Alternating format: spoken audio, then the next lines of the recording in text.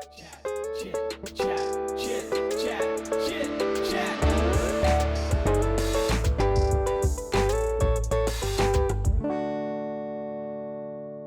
Hey everyone, welcome to Marketing in Minutes.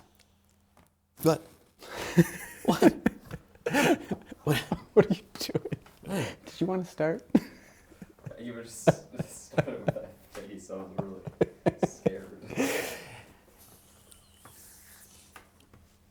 Hey everyone, welcome to Marketing in Minutes. I'm your host Taylor, along with Guy, our CEO and Creative Director at Switchboard. Hey, everybody. Our hope is that we can break down practical marketing topics that your business can use this week. Our hope is, I think, in 20 minutes or less, we can help you clarify your message, grow your brand, and move your business forward, one smart decision at a time. That's right. So, topic number 3, marketing on a budget. Ballin' on a budget. On a budget. How should a business think about marketing, especially when their budget's tight?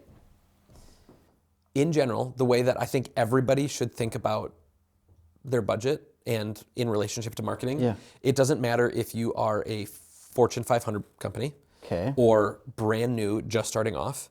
If it's working, you should spend all the money on your marketing. Awesome. And if it's not working, you should stop spending money in that way and pivot and do something better. The whole point of running a business is to create something and to build something, and you need to make money to do that thing, right? Yep. And so if your marketing is just spending money and nothing is being gained from it, you should do something different. You should, it probably doesn't mean that you do nothing in relationship to your marketing, but you should be tracking it, you should be watching it so that you can make thoughtful, prudent decisions in relationship to your marketing budget. So let's say I have $500 a month. What are the first things I'm thinking about? Sometimes I feel like a little bit of a broken record. With I'm loving it. Yeah? Yeah. Like McDonald's? Like McDonald's. That's good. You eat a lot of McDonald's? Yeah. Good. Just Diet Coke, actually. Yeah. So much Diet Coke. McDonald's Diet Coke. So good.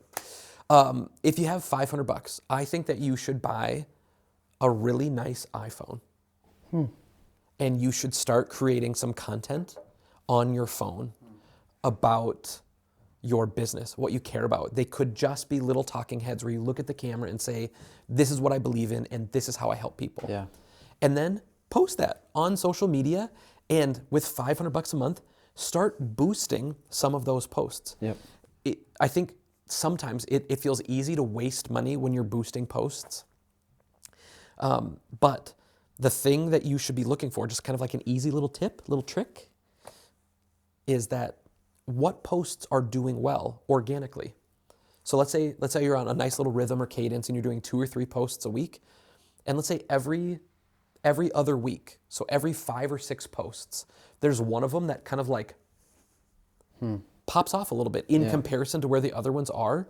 For whatever reason, the algorithm / your audience, however many people are in that audience, they liked that piece of content more than your other ones. So put $20 behind it and see how it does. Right. And if it continues to do well, put another $20 behind it or another $100 behind it. And then keep doing that organically. Keep watching what ads are working. Keep putting money behind those. But then when you start to see over time, man, these 3 or 4 posts really did well, then what you should do is you should figure out what is true, what's a common thread between these pieces of content, and then make more of that content and then continue to boost it until that messaging isn't working anymore. So get yourself, if you got $500 a month, get yourself a great iPhone and then boost some posts in a thoughtful, tasteful kind of way. Because being a student of your posts, learning what's working and not working costs $0. Just some time. Awesome. And if we're being honest, you're on Facebook anyway, or wherever. Like Let's you're already spending some time there. So why not make that time meaningful by looking into what's working inside your business? Right. Nice. Okay, we took the next jump, right? We had a good quarter. We realized that we have $2,500 to us. What are some additional things now? What is opened to us now that I have $2,500 a month? man, at $2,500 a month, you can start taking some really good steps forward in some more professional kind of content. One thing to note, here's what I'm gonna say. Here's actually what I'll say, is that the $500 that you were already spending, Yep. you should keep doing that, okay? Yep. So what you were doing in relationship to your phone Yep. and boosting some of those posts, keep on doing that. Yep. Like you've got that $500 figured out. Yep. It did a good enough job for you that you're now at $2,500. Yeah, we a saw month. results. We saw some results. Yep. Stuff's starting to move. Then I would say let's talk about that $2,000 then, because maybe keep going Right. on this 500, and then with $2,000 a month, start thinking about what kinds of.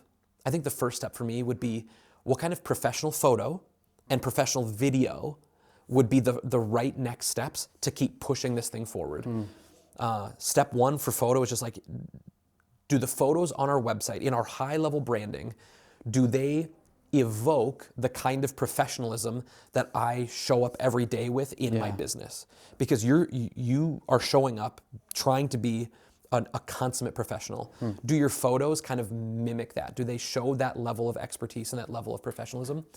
And so I would say jumping in and getting a really nice photo shoot done. It could be portraits of you, it could be portraits of your team, it could be your staff sitting down with customers and you're photographing kind of this experience and people are smiling. It could be nice photos of your products, some of those kind of first high level photos that you need. And then I would just pivot into video, talking to someone who's really good at video and say, like, this is what my budget is. Over the course of the next 6 months, what could we get for video at $2,000 a month?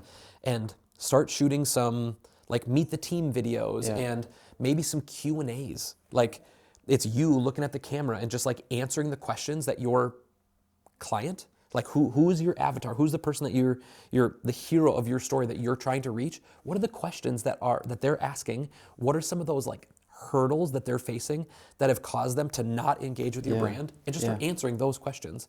Doing that, a big series of that kind of thing could be really, really great. And then maybe start thinking about, do we start thinking about brand-ish kinds of things?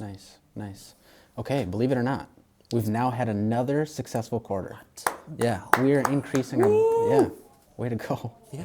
We're now increasing our budget to $10,000 a month. What things are open to us at $10,000? I mean, so much is open at $10,000. And again, it kind of depends on where they're trying to go. Right, for sure. You could spend $10,000 a day on ad spend, right? And so you can easily spend $10,000 a month on ad spend. And if that's what's right for your business, then you should do that thing. But I think for most people, it's some mix in your $10,000. There's some chunk of that should be earmarked for ad spend. And then another chunk of that is, what does your website look like? Are you converting potential customers? Are you converting them, from eyeballs into people that are engaging in a meaningful way in your brand? Yep. So do you have the right tool in place to do that? And then are you putting that tool out into the world in the right kind of way? And do you have a brand video that just like is emotive and is beautifully telling the story of how you help people? Yep. So for $10,000 a month, and maybe even like a brand refresh, was your logo made, did you sketch a logo on a napkin? And that's kind of the logo we've been using, but it's not quite right in a handful of ways. When it's shrunk down real small, it doesn't look good on a one color stitch on a polo. Some of that kind of thing could be helpful. And then maybe I should have said this first, but maybe the first thing is just like, what is it that our brand is saying? What is it that our business is communicating? And doing some really good deep brand work. And again, your branding is what your brand looks like. And for a lot of people, that maybe is the first thing they see up on a billboard. They see your logo, they see your messaging. But even in that situation, your messaging is probably the thing that they're going to engage with first, even above your logo. And so branding is like what your brand looks like, but it's also what your brand is saying and communicating. And do you have all of that really dialed in? Do you know who your customer is? Yeah. Do you know what their problem, their pain points are? Do you know who you are in relationship to that hero and pain point as the guide? Have you clearly laid out a process plan for them to engage with you in a meaningful way? Have you called them to action in the right kind of way? Have you shown them the stakes, success and failure? Like, have you done that thing? Right. And at $10,000 a month, I would say maybe starting there and then putting some of these other good creative tools. And all of that becomes so much more important as you move beyond your friends and family for sales. That's right. As you're moving out of your community Yep. in these relationships you've met, if you want to grow, Yep. these things become more and more important. That's right. Your mom doesn't need any of that. Your friends don't need any of that because they had dinner with you yesterday. Yep. And they know you, they understand you, they believe in you. Yep. Even if your product, that's a beautiful thing about family. Even if your product isn't great, they still believe in you, and they might even believe that you're the best at it. Yep. But as your business grows past that friends and family thing, you're going to need to communicate in a different kind of way. Absolutely. Well, little realism, because we all know that this is not the direction that businesses always go. We're not growing quarter after quarter. So we've had a bad quarter. We need to make some cuts. What are some things that businesses are often wasting money on in their marketing? That's a good question. I think one of the easiest things to waste money on is what worked yesterday. And this like thought or idea that because my business grew in this kind of way last year or 5 years ago or when I started 20 years ago, that it's going to continue to grow in that kind of way.